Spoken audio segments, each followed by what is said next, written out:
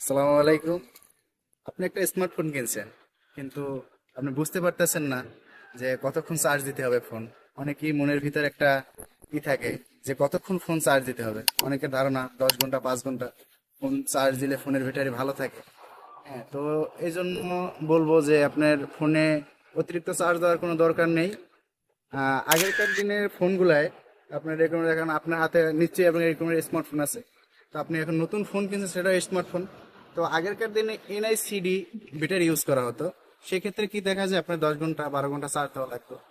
তো এখনকার স্মার্টফোনগুলায় কিন্তু আপনার ওই রকমের আপনার চার্জ দিতে হয়। কারণ কি, এখনকার স্মার্টফোনগুলো এরকম স্মার্টফোনগুলোয় এলআইপিও ব্যাটারিগুলো ইউজ করা হয়। যার কারণে আপনার 5 ঘন্টা 10 ঘন্টা চার্জ দেওয়ার কোনোই দরকার নেই। আমি বলবো কোনো দরকারই নেই। ফোনে চার্জ দেন, সীমিত চার্জ দেন, যে পরিমাণ চার্জ প্রয়োজন আপনার আপনার 50% বা 80%, যতটুকু প্রয়োজন ততটুকু আপনার চার্জ দেন। তো এতেই আনাপ, এতে আপনার ব্যাটারি ভালো থাকবো, সব কিছু ভালো থাকবে।